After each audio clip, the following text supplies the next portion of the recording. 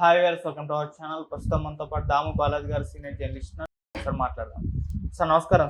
Sir Bharat కి and Pak కి ఒక యుద్ధ వాతావరణం నెలకొన్న నేపథ్యంలో తొందరలో యుద్ధం జరుగుతుందని చెప్పేసి కూడా చాలా మంది భయపడుతున్నారు. అసలు ఇటు వైపు చూసుకుంటే ఒక యుద్ధం వస్తే భారత్ బలాబలాలు ఏంటి, బలహీనత ఏంటి, అండ్ పక్క పాకిస్తాన్కు ఉన్న బలాలు ఏంటి, పాకిస్తాన్కు ఉన్న బలహీనతలు ఏంటి, ఏ దేశాలు ఎవరెవరికి సపోర్ట్ చేస్తున్నాయి, దీనికి సంబంధించి ఏ విధంగా ఉంది సార్ రిపోర్ట్? ఇండియా పాకిస్తాన్ మధ్య యుద్ధ వాతావరణం, యుద్ధ మేఘాలు అయితే కమ్ముకుంటున్నాయి. ఆల్రెడీ ఇరువైపులా బలాల్ని మోహరిస్తూ ఉన్నారు. సైన్యంలో లీవులు క్యాన్సిల్ చేశారు. రెండు వైపులా రాడార్లని దించుతున్నారు, ఇతరులని అబ్జర్వ్ చేస్తున్నారు. సో ఈ నేపథ్యంలో ఇప్పుడు దేశవ్యాప్తంగా ఒక చర్చ జరుగుతుంది. ఏమంటే ఇండియా డిఫెన్స్ స్ట్రెంగ్త్ ఏంటి, వీక్నెస్లు ఏంటి, పాకిస్తాన్ డిఫెన్స్ యొక్క స్ట్రెంగ్త్ ఏంటి, వీక్నెస్లు ఏంటి, మన బలాబలాలు ఎలా ఉన్నాయి. మనం ఏమనుకుంటాం, సినిమాల్లోనో లేకపోతే ఏదో మాట్లాడుతుంటారు, మనమందరూ కలిసి వాళ్ళ మీద చిచ్చుపోస్తే మునిగిపోతుంది పాకిస్తాన్, ఇలా ఇవి చెప్పడానికి బాగానే ఉంటాయి. కానీ గ్రౌండ్ లెవెల్లో ప్రాక్టికల్గా అలా ఉండదు. యుద్ధం అనేది అట్లా జనసంఖ్య ఎక్కువ ఉంటే ఇది ఉండదు. అట్లా అనుకుంటే ఇజ్రాయెల్ కోటి మంది కూడా లేరు జనసంఖ్య. ఇరాన్ 20 కోట్లు ఉన్నారు, కానీ ఇజ్రాయెలే ఇరాన్ కంటే పైచేయి సాధించే పరిస్థితి కనిపిస్తుంది. కాబట్టి ప్రాక్టికల్గా అసలు ఎలా ఉన్నాయి మనం చూద్దాం. మామూలుగా గ్లోబల్ ఫైర్ పవర్ ఇండెక్స్ అంటారు. గ్లోబల్ ఫైర్ పవర్ ఇండెక్స్లో ఇండియా ఏ ప్లేస్లో ఉందంటే 4th ర్యాంక్లో ఉంది ఇండియా. అంటే చైనా, అమెరికా, రష్యా తర్వాత ఇండియా 4th ప్లేస్లో ఉంది. పాకిస్తాను 12th ప్లేస్లో ఉంది. ఫైర్ పవర్ ఇండెక్స్లో 12వ ప్లేస్లో పాకిస్తాన్ ఉంది. అంటే మనకి వాళ్ళకి 8 ప్లేసులు గ్యాప్ ఉన్నాయి. స్కోర్ తీసుకుంటే 0.1184 ఉంది ఇండియా. పాకిస్తాన్ 0.2517 ఉంది. అంటే ఎంత తక్కువ ఉంటే అంత పవర్ ఉన్నట్లు లెక్క అనమాట ఈ స్కోర్ అనేది. కాబట్టి మనకి ఎక్కువ స్కోర్ ఉన్నట్లు లెక్క. ఇక మెయిన్ సోల్జర్స్, సైన్యం తీసుకుంటే, ఆర్మీ అంటాం కదా, ఆర్మీ తీసుకుంటే ఇండియా పాపులేషన్ ఎంత, 140 కోట్లు ఇండియా పాపులేషన్, పాకిస్తాన్ పాపులేషన్ 25 కోట్లు. సో ఇండియాలో అందరూ కూడా మిలిటరీలోకి చేరాలి యూత్ 50 ఏళ్ళ లోపల అని కానీ చెబితే 50 కోట్ల పాపులేషన్ రెడీగా ఉందన్నమాట. మనకి యాక్టివ్ పాపులేషన్ అంటారు దీన్ని. యాక్టివ్ పాపులేషన్ 50 కోట్లు ఉన్నారు. పాకిస్తాన్లో యాక్టివ్ పాపులేషన్ 9 కోట్లు ఉన్నారు. సో 50 కోట్లు ఎక్కడ, 9 కోట్లు ఎక్కడ? సో ఇండియా అబ్సల్యూట్ బలంలో ఉంది. అట్లాగే సైన్యం అంటే ట్రైన్డ్ ఆర్మీ తీసుకుంటే 15 లక్షల మంది యాక్టివ్గా ఉన్నారు ఇండియాలో. అదే పాకిస్తాన్లో తీసుకుంటే 6.5 లక్షల మంది, అంటే సగానికంటే తక్కువ ఉన్నారు. ఇక రిజర్వ్డ్ ఆర్మీ 11 లక్షల మంది ఇండియాలో ఉన్నారు.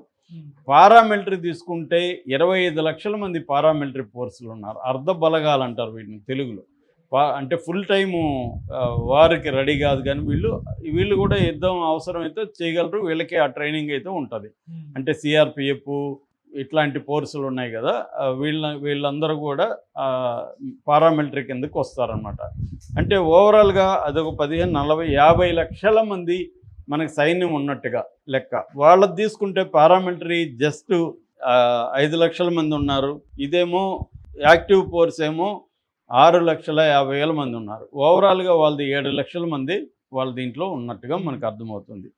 ఇక డిఫెన్స్ బడ్జెట్ తీసుకుంటే మన బడ్జెట్ లాస్ట్ ఇయర్ 7 లక్షల కోట్లు, అంటే 2019తో పోలిస్తే 80% పెరిగింది. లాస్ట్ ఇయర్తో పోలిస్తే 9.5% పెరిగింది. 7 లక్షల కోట్లు బడ్జెట్ మనకి డిఫెన్స్కి ఇస్తున్నాం. ఇది అక్కడ చూసుకుంటే 10% కూడా లేదు. 70,000 కోట్లు మాత్రమే పాకిస్తాన్ బడ్జెట్. ఎందుకంటే వాళ్ళ దేశమే ఎకనామీనే very very poor economy. So అయినా కూడా వాళ్ళు కూడా పెంచారు. గతంతో పోలిస్తే, లాస్ట్ ఇయర్తో పోలిస్తే వాళ్ళది 15.7% వాళ్ళది బడ్జెట్ పెరిగింది. అంటే వాళ్ళు కూడా ఉన్నంతలో డిఫెన్స్ బడ్జెట్ని పెంచుకుంటూ వస్తున్నారు, ముఖ్యంగా ఇండియాని దృష్టిలో పెట్టుకొని. అందువల్ల ఇండియా దీంట్లో కూడా అట్మోస్ట్ తేడా 10% కూడా, మన బడ్జెట్లో 10% కూడా వాళ్ళది లేదు. ఇక ఆర్మీ పవర్ తీసుకుంటే ఎక్విప్మెంటు, సైన్యానికి సంబంధించినది ట్యాంక్స్, వార్ ట్యాంక్స్ అంటారు, యుద్ధ ట్యాంకుల్లో 4,201 ట్యాంక్స్ మన దగ్గర ఉన్నాయి. అట్లాగే T-90 భీస్మ, అర్జున్ అనేవి చాలా ప్రముఖమైనవి. అట్లాగే ఆర్మోర్డ్ వెహికల్స్ అంటారు, అంటే యుద్ధంలో పాల్గొనడానికి రెడీగా ఉండే వెహికల్స్ 1,48,594 ఆర్మర్డ్ వెహికల్స్ ఉన్నాయి మన దగ్గర. అట్లాగే టౌడ్ ఆర్టిలరీ 3,975 ఉంది. మొబైల్ రాకెట్స్ 264 ఉన్నాయి. మనకి ఇంకోటి ఏంటంటే ఇన్ఫ్రాస్ట్రక్చర్ 60 లక్షల కిలోమీటర్ల రోడ్లు ఉన్నాయి. రోడ్లు అనేవి ఇన్ఫ్రాస్ట్రక్చర్ చాలా అవసరం వీటికి. అట్లాగే మన దగ్గర 311 ఎయిర్పోర్ట్లు ఉన్నాయి. దాదాపు 56 సీపోర్ట్లు ఉన్నాయి.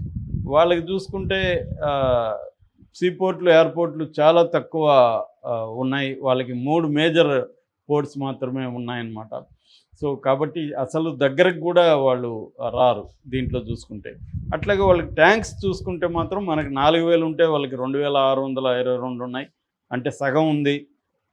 A1 2R టైప్ 65 ఇవి ఉన్నాయి. ఆర్మర్డ్ వెహికల్స్ 17,500 ఉన్నాయి. మనకేమో 1,48,000 ఉన్నాయి. అసలు సంబంధం లేదు. సెల్ఫ్ ప్రొపైల్డ్ ఆర్టిలరీ 666 ఉన్నాయి. తర్వాత మొబైల్ రాకెట్ ప్రాజెక్ట్స్ 600 ఉన్నాయి. ఇది మాత్రం మనకంటే ఎక్కువ ఉన్నాయి. మన దగ్గర 264 ఉంటే వీళ్ళ దగ్గర 600 ఉన్నాయి. ఈ ఒక్క అంశంలో మాత్రం వాళ్ళ దగ్గర ఎక్కువ ఉన్నాయి. ఇక ఎయిర్పోర్ట్స్ తీసుకుంటే టోటల్ ఎయిర్ క్రాఫ్ట్స్ యుద్ధానికి సంబంధించిన ఫ్లైట్లు కావచ్చు, రాకెట్లు కావచ్చు, అన్నీ కలిపితే 2,296 ఉన్నాయి ఇండియా దగ్గర. వాళ్ళ దగ్గర ఏమో 1,434 ఉన్నాయి, అంటే దాదాపు సగమే ఉంది. ఇందులో వాళ్ళ దగ్గర ఉన్న వాటిలో థండర్ JF-17 థండర్ అని వాళ్ళ చైనా నుంచి తీసుకొచ్చారు, అవి ఉంది. F-16 విమానాలు ఉన్నాయి వాళ్ళ దగ్గర. మన దగ్గర ఏమో ఈ ఫైటర్ జెట్స్ 606 ఉన్నాయి. వాళ్ళ దగ్గర ఫైటర్ జెట్స్ 387. ఇవి అన్నిట్లో కూడా మనం ఆఫ్ వేసుకోవచ్చు అనమాట. సో మనకి రాఫెల్, MKS, తేజాసు, SU-30 ఇలాంటి వెరైటీ ఉన్నాయి. అట్లాగే హెలికాప్టర్స్ మన దగ్గర 900 ఉన్నాయి. ఏరియల్ ట్యాంక్స్ 6 ఉన్నాయి. అడ్వాన్స్డ్ సిస్టమ్స్ S-400 అంటే రాడార్. ఇప్పుడు ఆ దేశంలో చిన్న కదలిక వచ్చినా కూడా పసిగట్టగలుగుతారు వాళ్ళు ఎక్కడెక్కడ ఎలా మోహరిస్తున్నారు అన్నీ కూడా. ఇది మనకి రష్యా నుంచి వచ్చిన ఇదనమాట. అట్లాగే MiG-21 ఇవన్నీ కూడా మనకి అడ్వాన్స్డ్ టెక్నాలజీ ఉందన్నమాట. ఇక నేవీ తీసుకుంటే మనకు ఫ్లీట్ అంటారు. ఫ్లీట్ అంటే షిప్పులు కావచ్చు, మిగతా వాటిని ఫ్లీట్లు అంటారు. 293 వెసల్స్ మన దగ్గర ఉన్నాయి. వాళ్ళ దగ్గరకు వచ్చేసరికి ఓన్లీ 121 ఉన్నాయి. ఇది కూడా సగం వేసుకోవచ్చు. సో అట్లాగే 2 ఎయిర్ క్రాఫ్ట్ క్యారియర్స్ ఉన్నాయి. నిన్ననే INS విక్రాంత్ని అరేబియా సీలో ప్రదర్శించి చూపించారు మనోళ్ళు. వాళ్ళ దగ్గర ఓన్లీ 2 మాత్రమే ఉన్నాయి. అట్లాగే సబ్మెరైన్లు మన దగ్గర 18 సబ్మెరైన్లు ఉన్నాయి, 13 డిస్ట్రాయర్స్ ఉన్నాయి, 14 బ్రిగేడ్స్ ఉన్నాయి, 18 కోరెట్టాస్ ఉన్నాయి. సో దాంతోపాటు మన తీర ప్రాంతం, సముద్ర తీర ప్రాంతం 7,000 కిలోమీటర్లు ఉంది. మనకి 7,000 కిలోమీటర్ల సముద్ర తీర ప్రాంతం ఉంది. 15,000 కిలోమీటర్ల వాటర్ బాడీస్ ఉన్నాయన్నమాట. అది కూడా 15,000 కిలోమీటర్లు. వాళ్ళకి తీసుకుంటే ఓన్లీ 1,000 కిలోమీటర్ల తీర ప్రాంతం మాత్రమే ఉంది. అంటే మన దాన్ని ఏమంటారంటే బ్లూ వాటర్ నేవీ అంటారు. 3 రకాల నేవీస్ ఉంటాయి: blue water navy, green water navy, brown water navy.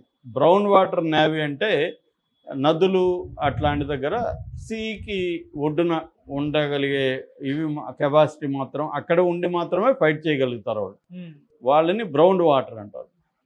Green water అంటే సముద్రంలో కొంతవరకు మాత్రమే రాగలుగుతారు. వాళ్ళ సముద్రంలోకి రాగలుగుతారు తప్ప ఇతర దేశాల సముద్రంలోకి వెళ్ళలేరు. సో పాకిస్తాన్ది గ్రీన్ వాటర్ నేవీ, మనది బ్లూ వాటర్ నేవీ. అంటే మనం వేరే దేశం సముద్రంలోకి కూడా మనం వెళ్ళి ఫైట్ చేయగలుగుతాం. సో అందువల్ల ఇటు ఆర్మీ కానీ, ఎయిర్ ఫోర్స్లో కానీ, నేవీలో కానీ అన్నిట్లో దాదాపు పాకిస్తాన్ కంటే రెట్టింపు, 3 రెట్లు 4 రెట్లు ఈ కైండ్ ఆఫ్ బలంలో మనం ఉన్నాం. మనం అన్నిట్లో కూడా వరల్డ్లోనే 4th ప్లేస్లో ఉన్నాం మిలిటరీ పరంగా. First place China, second place America, third place Russia. దాంతో పోలిస్తే మనం 4th ప్లేస్లో ఉన్నాం. జనాభా రీతి అయితే ఇంకా చెప్పాల్సిన అవసరం లేదు. వాళ్ళది 25 కోట్లు అయితే మంది 140 కోట్లు. కాబట్టి అన్ని రకాలుగా కూడా ఇండియా బలంగా ఉంది. అయితే ఇక్కడ కన్వెన్షనల్ వార్ఫేర్ ఇదంతా కూడా మన డిస్కషన్, కానీ న్యూక్లియర్ వార్ఫేర్ ఉంది. న్యూక్లియర్ వార్ఫేర్కి వచ్చేసరికి పాకిస్తాన్ కూడా ఆల్మోస్ట్ ఈక్వల్గా ఉంది. కొన్ని విషయాల్లో అడ్వాన్స్డ్గా కూడా ఉంది. మన దగ్గర 172 న్యూక్లియర్ హెడ్స్ ఉంటే పాకిస్తాన్ దగ్గర 170 ఉన్నాయి. నిన్న ఒక మినిస్టర్ ఏమో 38 ఉన్నాయి మా దగ్గర అని నిన్న ఆయన అనౌన్స్ చేశాడు. మరి అది ఎంత నిజమో తెలియదు. ఏదేమైనా మనతో ఈక్వల్ లేదా మనకంటే ఎక్కువే న్యూక్లియర్ పవర్ వాళ్ళ దగ్గర ఉంది. ఆల్రెడీ 1998లో వాళ్ళు 2 సార్లు phase 1 phase 2 టెస్టులు కూడా చేశారు. మనం కూడా ఒకసారి పోఖ్రాన్ 2 కూడా మనం చేసాం ఆ టైంలో. ఏదేమైనా వారు డిసైడ్ అయ్యేది ఫైనల్గా న్యూక్లియర్ విషయంలో. కాబట్టి పాకిస్తాన్ని మనం మనకంటే చాలా చాలా తక్కువ బలాలు ఉన్నప్పటికీ పాకిస్తాన్ని తక్కువ అంచనా ఇవ్వకూడదు. మన బలహీనతలు ఏంటంటే మన సైన్యం యుద్ధంలో ఆరుతేరు లేదు. పాకిస్తాన్ సైన్యం అంతా నిరంతరం బలూచిస్తాన్లో కావచ్చు, ఇటు ఖైబర్ దగ్గర కావచ్చు, తర్వాత ఆఫ్ఘనిస్తాన్తో కావచ్చు, వాళ్ళు వార్లో ఎంగేజ్ అయినారు కాబట్టి ఆ ట్రైనింగు ఇది ఉంది. అట్లాగే అసిమెట్రికల్ వార్ అంటారు. కన్వెన్షనల్ వార్ కాకుండా అసిమెట్రికల్ వార్ అంటే ఒక రకమైన గెరిల్లా వార్ఫేర్ లాంటిది. అందులో కూడా వాళ్ళకి తర్బీదు ఉంది. ప్రాక్సీ వార్ అంటారు. పరోక్ష యుద్ధం చేయడంలో కూడా వాళ్ళకి ట్రైనింగ్ ఉంది. సో జనాభా రీత్యా మనం మిగతా వార్ మిషనరీ రీత్యా మనం అడ్వాన్స్డ్గా ఉన్న వాళ్ళకంటే కానీ వాళ్ళకి అది లేదు. కానీ వాళ్ళకు ఉండే బలాలు వాళ్ళకు ఉన్నాయి. అయితే మన సైన్యం డిఫెన్స్ కాకుండా అఫెన్సివ్గా పోరాడడానికి ఇప్పుడు రెడీగా ఉంది మానసికంగా. వాళ్ళ సైన్యం మానసికంగా లేదు. ఎందుకంటే ఇందాక ఒక వీడియోలో చెప్పినట్టుగా అక్కడ మిలిటరీలోనే విభేదాలు ఉన్నాయి. అసీం మునీర్ వాళ్ళ జనరల్కి సైన్యంలో మిగతా ఆఫీసర్లకి మధ్య గ్యాప్ ఉంది. సైన్యం రెడీగా లేరు వాళ్ళ సైన్యం. ఎందుకంటే ఇది అనవసరమైన మునీర్ కావాలని చేశాడన్న ఒక అభిప్రాయం ఉంది కాబట్టి అది ఉంది. వాళ్ళకి చైనా హెల్ప్ ఉంది. ఆల్రెడీ చైనా రాయబారిని కూడా వాళ్ళ మంత్రి కలిశాడు నిన్న. సో చైనా కంప్లీట్గా వాళ్ళకి హెల్ప్ చేస్తుంది. మనకి ఫ్రాన్స్ కానీ రష్యా కానీ అమెరికా కానీ మనకి హెల్ప్ చేస్తాయి. అమెరికా పైకేమో నిన్న కూడా ట్రంప్ నాకు very good friend India, very good friend Pakistan అని చెప్పాడు. కానీ ఇన్సైడ్గా మనకి హెల్ప్ చేసే అవకాశాలు ఉన్నాయి. అట్లాగే ఇజ్రాయెల్ మనకి హెల్ప్ చేస్తుంది. కాబట్టి ఇంటర్నేషనల్గా తీసుకున్నప్పుడు దాదాపు G20 కంట్రీస్ రాయబారులతో కూడా మన ఫారిన్ సెక్రటరీ నిన్న మాట్లాడాడు. సో ఓవరాల్గా వరల్డ్ వైడ్ ఒపీనియన్ అనేది ఇండియాకు అనుకూలంగా ఉంది, పాకిస్తాన్కి వ్యతిరేకంగా ఉంది. కానీ యుద్ధం వస్తే మాత్రం ఇరు దేశాలకి నష్టం ఖచ్చితంగా జరుగుతుంది. వాళ్ళకి ఎక్కువ నష్టం జరగచ్చు, మనకు కూడా నష్టం జరుగుతుంది. మనది ఇప్పుడు ఏంటంటే మన టార్గెట్ పాకిస్తాన్ కాదు, మన టార్గెట్ ఏంటంటే 3వ ప్లేస్లోకి రావడం. ఎకనామీలో మనం ఇప్పుడు 5వ ప్లేస్లో ఉన్నాం. అట్లాగే మన తలసరి ఆదాయం చాలా దారుణంగా ఉంది. అంటే India is a rich country with poor people. దాదాపు 100 కోట్ల మంది మినిమం అవసరాలు దాటి ఖర్చు పెట్టే పరిస్థితి లేదు. దీని మీద మనం ఫోకస్ చేయాలి. కానీ వారి మీదకు మనం వెళ్తే మనకు కూడా విపరీత నష్టాలు అయితే కలుగుతుంది. అట్లని మనం వాళ్ళు వచ్చి మన భూభాగంలో మన ప్రజల్ని చంపుతుంటే చూస్తూ ఊరుకోలే.